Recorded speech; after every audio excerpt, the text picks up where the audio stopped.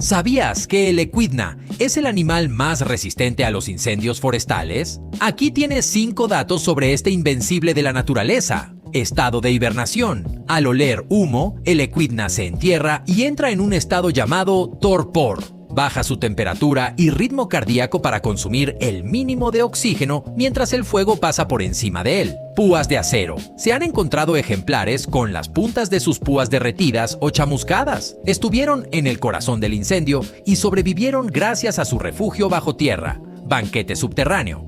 No necesita plantas, busca termitas. Como los termiteros son estructuras profundas, su alimento sobrevive a las llamas, dándole comida fresca cuando todo lo demás ha muerto.